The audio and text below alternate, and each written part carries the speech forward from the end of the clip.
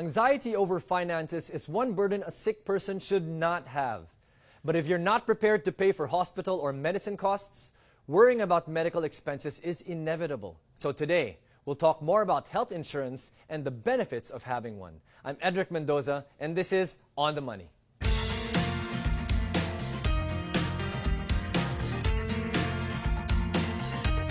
Joining us in this episode is Darwin Uico, or Dar. He's an AIM Sun Life financial planner at Sun Life Financial Philippines. Hello, Dar. Hi. Welcome to the show. Thank you. Yeah, so let's talk about health insurance. All right. Okay. Why don't you tell us first, why does a person need health insurance? Yeah. Okay. I think the most basic answer to that would be to protect your savings. Okay. How so? We did an in-house research. Sure. And based from the research that we gathered, Filipino families, being very closely knit, tend to rely a lot on fellow members of the family. Sure. And first, what they would normally do when they get hospitalized is to dip into their savings. Okay. And normally when that's depleted, the next thing that they revert to would be their family members. Now, Utang dito, ganyan, no? Oh, Trying to borrow money, okay, yeah. yes. So in order to avoid that, what we want to be advocates of is to try to think of a way around it so that Sure. your family members don't end up losing their money. Right. You're not For burdening an them, illness, basically. yes. Yeah, okay. Yes. All right. So you're saying instead of digging into your savings, right? Or Yes. borrowing from family members, find a way to proactively set up a fund. Yes. So you can now draw from for health insurance. Right. Is that right? That's right. So that is the key need, because we're asking, why do I need it? Yes. You're saying this will help protect against all those things. All right. So what type of products are out there when it comes Okay. to health insurance? Okay. Edric, I'd like to also add though. Sure. A lot of people who we speak with, whenever we talk about critical illness, whenever we talk about medical insurance in general, the reason why they say that they don't need it Okay. is because they're young. Right. And it becomes very difficult for us to say that sometimes it's not really health.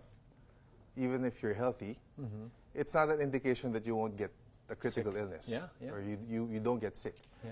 And I realized that recently because I had a confinement just recently. Oh, I didn't know that. Okay. Yeah. What happened? And I got vertigo. Okay. And with this type of, it's not even critical, but then you really end up, looking at your finances, and it affects the kind of treatment that you get.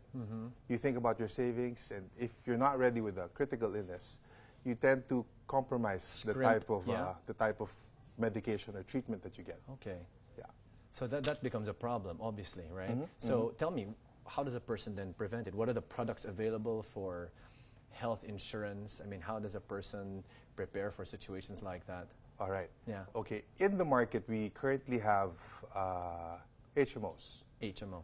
These are your health maintenance organizations, and you will recognize them because they normally end with a card at the end. Now, we have products which actually complement them. We do not intend to substitute, but we intend to complement what they do. An HMO would cover the expenses that you have when you're in the hospital, but you don't get the money. It's basically them paying the hospital Directly.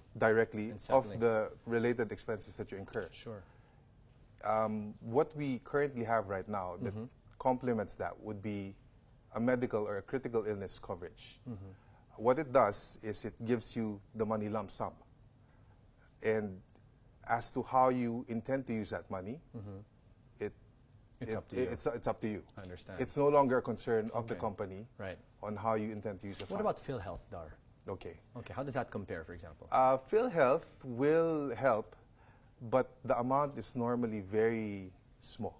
Small, that you end up looking for other sources of to cover your bills anyway. yes. So, okay. It's normally insufficient to cover your bills. Right. And just, I guess, stepping back for perspective, when we say health insurance and Yes. items like that, is this for, in general, health and overall well-being, or only for circumstances that you might have to shell out substantial amounts of money like hospitalization, for inpatient services basically. All right. What we cover would be more of the big ticket items. An HMO would tend to cover expenses which are technically manageable. Okay. As a father, my main concern is how do I make sure that when a critical illness or a big ticket item comes in and I don't have the funds to cover it. So an HMO will cover hospital expenses while other products like health insurance would cover the bigger items. I see. Okay, excellent. So why don't you tell us what type of sicknesses or what sort of methods are available for this type of health insurance now? Okay. Because I understand there would be two general ones, right? Yes. Okay. Okay. We have, we cover illnesses which are critical in nature, and at the same time we also cover accidents or disability income. Right. Let's define those two, just for perspective. So disability and critical illness. Go ahead. All right.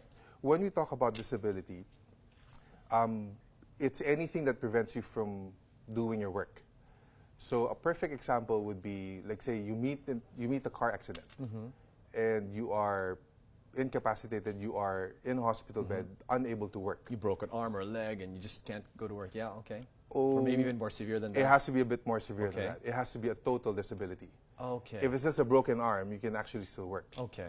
But if it's more like you lost a limb, or you can't walk, or you have a stroke, then it becomes something that we would address. A disability. A disability. I understand. And you're saying there's no laundry list, right? There's no absolute, okay, if it's within this list of disabilities, yes, the general classification is as long as it prevents you from going to perform your work. Yes. Okay. Yes.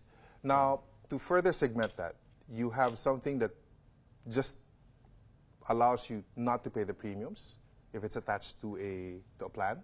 Okay. And there's one that's a bit more detailed, which actually gives you an income. So that when you're in bed and you can't go to work, income will actually be given to you as replacement for the income that you get when you work. Right, which you can now use to pay for your expenses or your bills. Yes. And that would be called a disability income. That's what you classify it as. That's right. Okay. Whereas the other, you were saying? Whereas the other, which is classified under a critical illness protection, right. What it does is we've come out with a list of 36 illnesses. Okay. And from that list, if you are diagnosed with a particular illness, which is within that list, then the whole amount that you bought is actually handed over to you. Now, this is what I was referring to, that if the whole amount that you bought, that is covered by the critical illness. Yes. Because you can have a face value and a separate critical illness. That's right. Is that right? Okay. That's so right. just the critical illness amount, that's given over to you. Okay. Yes. Sure. So the critical illness amount is given to you in full, regardless of the degree of illness that you have. Take, for example, say cancer. There are various kinds of cancer, and for as long as it is diagnosed as cancer, the amount that you bought, say 4 million, is handed to you. The amount of critical illness that you bought is handed over to you. It's handed over to you. Wonderful. Yes. Okay. Clear. And it was good, Edric, that you pointed out that this is actually a separate amount from the coverage that you bought. Right. Very clear. Yes. And to compare this to the disability income, for example, when you are diagnosed, if you will, of having the disability that prevents you from going to work, do you get the full amount as well? Okay, all right. You might want to clarify that. Yeah, go ahead. Okay, when it comes to the disability income that we have, what we do is we break down the amount that you bought. Again, we are in a business of selling money, which is paid in installments. What happens is when a total disability comes into play, the amount that you bought gets divided into 10 equal parts. 10. Whichever amount, it's always whichever 10. Amount it is. Yeah. So let's pretend it's a 10 million hospital income amount. It gets broken down into 10 equal payments, and it's given to you on a yearly basis for as long as you're totally disabled. I see. So it's broken down into 10 years, basically. 10 years, for that's right. disability income. Yes. Whereas the critical illness is as soon as you're diagnosed with the 36, illnesses, you get the full amount. The full amount is given. Excellent. And both options are still separate from the actual plan. Yes. right? Yes. So you can have an insurance plan that is 5 million, Yes. and then you can have a disability income or a CIB, which is separate. That is And correct. that's how we would treat the two. Excellent. Are there any other ways that health insurance is covered apart from the two that you mentioned? Or is that pretty much it? That's pretty much it. Okay. That's pretty much it. And question, so a person is now saying, hey, this is very interesting. Mm-hmm. Do you suggest that a person look at getting this and not get HMOs and PhilHealth? Or should they have, sort of a package of, I want to make sure I have HMO and a mix of that? Okay. Strictly speaking, everything is finite. The money that you would have, the money that I would have is finite. And it's really a matter of priorities. Personally, I think an HMO is necessary because it addresses a hospitalization. If you have enough funds, I would suggest that you get additional coverage, which is to cover the big ticket items. And when it comes to your PhilHealth, these are all tools which help you get money from other sources outside of your savings. Sure. You know, Dar, we're going to have more questions in a bit, but right now, we just have to pause for a short break. So keep it here. On The Money, we'll be right back.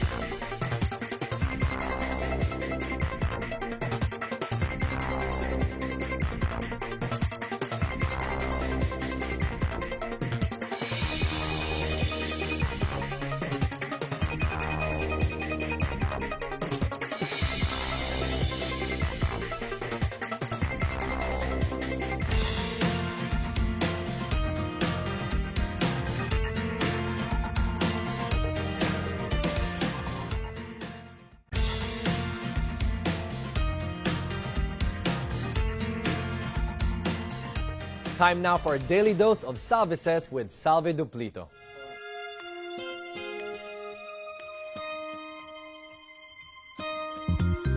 A few weeks ago, my neighbor got burglarized in broad daylight in a very quiet, very well-guarded subdivision.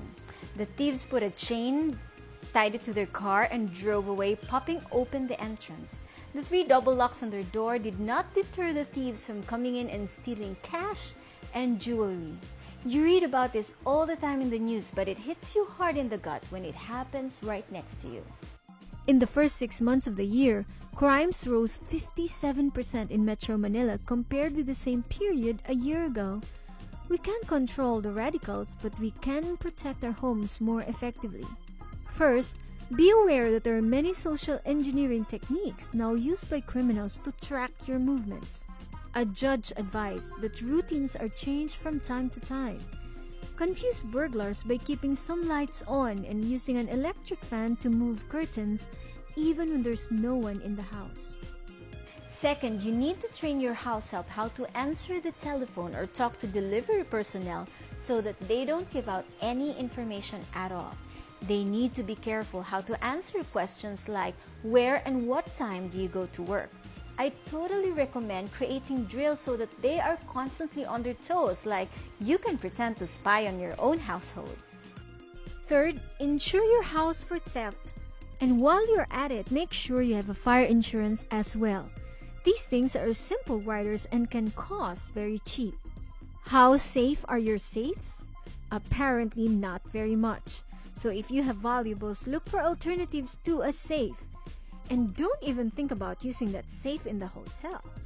I have it on very good authority that it takes a few minutes for some very skillful thieves to easily open them.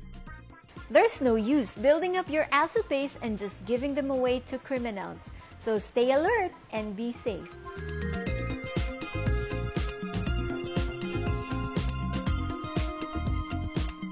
Still with us is Darwin Uico, or Dar. He's an AIM Sun Life Financial Planner at Sun Life Financial Philippines. He will answer some of the questions you sent us via email, Twitter, and Facebook. Hi, Mel. Hi, Edric. Questions for Dar? Yes, we have a few questions for you. So did I. From Charisma, she asks, does health insurance already cover critical illness? While my doctors say I'm healthy, I want to be prepared since our family has a history of diabetes. Okay. We have to be more specific. A lot of health or medical insurance, as they say, health insurance, will not specifically point to a critical illness. Okay. If you want a critical illness coverage, it has to specifically say in the contract that it's a critical illness coverage. Okay. Is diabetes a critical illness? No, it's not. Yeah, I didn't think so. It's not. And just to give it some light, just to clarify things, a critical illness, to name a few, would be heart attack, a stroke, cancer. We go to the extent of covering loss of sight, Oh, good. Yeah. deafness, aneurysm.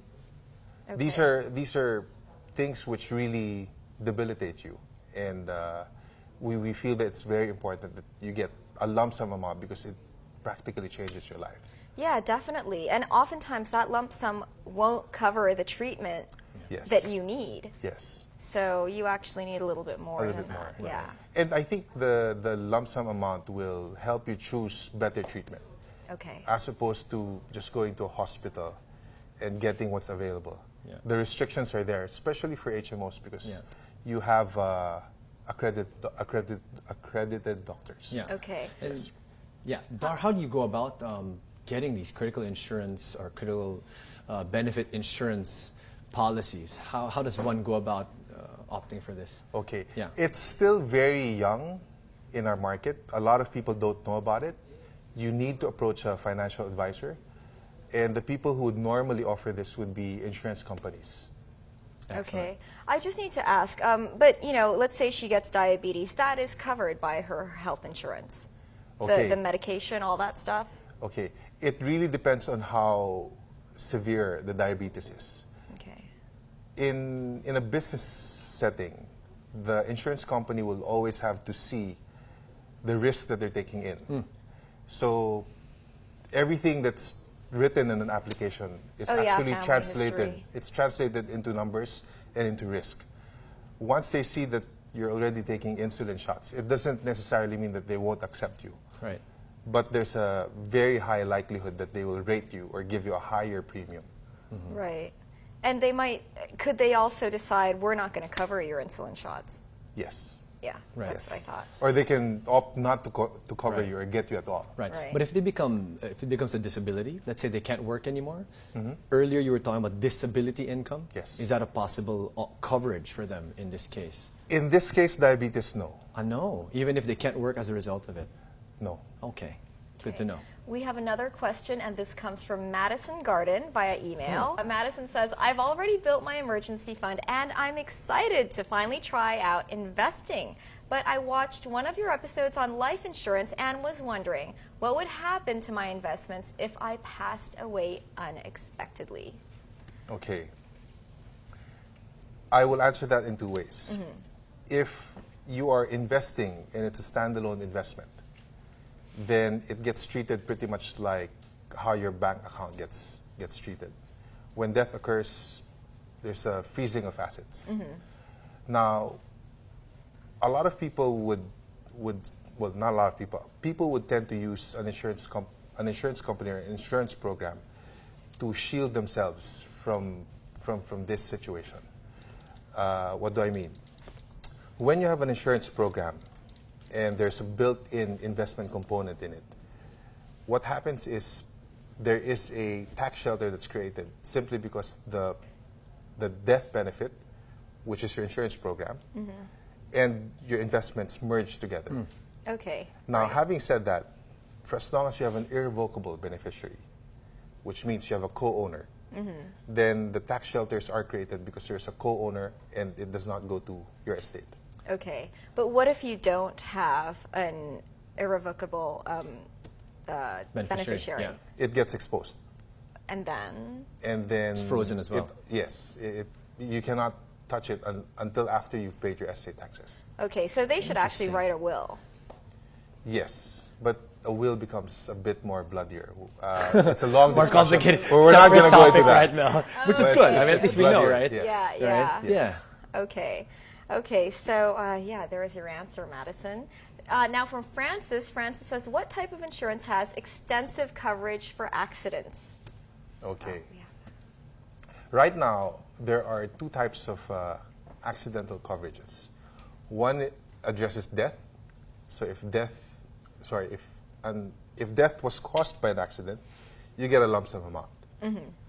Now there's To your another beneficiary. to your And beneficiary. separate Okay. from the actual face value, right? And separate from the Yeah. actual insurance coverage that Insurance you got. coverage, yeah. Yes. The other type, which is a bit more specific, would be a dismemberment that is caused by an accident. Okay. So if you... I don't want to imagine this, right? But we have to talk about it. I know, Okay, I keep know. going. Right? Yeah, Don't so, let the equipment fall on you. Yeah. yes. So what we would do is we will price each component of a Body? human Of your anatomy. Oh my, this is very interesting. I know. This is Okay, very, which what's is the the most valuable cheapest and part? what's the most yeah. expensive? I wanted to ask the same question since we're on this, right? Yeah. Yeah, No, what's seriously, the- what is the most yeah. valuable and what is the Gotta cheapest? be, Right. like, Insure my hands, yeah. my nose, or what? Yes. Upper digits, upper body, rather than like. Sorry, go Dar, ahead. yeah, What's the Dar. most expensive? All right. If you lose both of your hands, you get 100% coverage Of course, already. you can't. Yeah. Okay. So if there's a loss of limbs, you get the full amount. Your vision as well, 100%. 100%. Now we cover you all the way to your toes. The And toes. your toe, so one Really toe. interesting, right? wanna I'm know feeling my which toes toe. right now, yeah. One toe would be 1% of the amount that you bought. What, really? So if you So bought if I one get all, million- if I The lose big all my toe? toes, I only get 10%? I mean, it's 1% per Yes. toe, right? Yeah. But so how will we? On okay. top, right, if right. you lose your foot, It's very then that's an interesting. additional. There you go. 10, 15. Sorry, Dar. Yeah. Okay. So So- those are ways to get accidental specific, you're saying. Specific, yes. Wow. Each It's called a dismemberment. dismemberment. A Understood. disability. And that is something separate from accidental death benefits. Yes. Okay, okay. Thank you, Darwin. Send us your money questions via email, Twitter, or Facebook, and we'll try to answer them in our upcoming episodes or on our next Q&A Friday. Wow, very interesting discussions, huh? I mean, there's so many nuances to it. I didn't realize. Exactly. My toes, I'm my still hands. trying to figure out what costs what on my body. Exactly. Right. So thanks again Thank for you the very much. discussions. That's our show today. I'm Edric Mendoza. Join us again tomorrow for more talk and tips so you're always right on the money.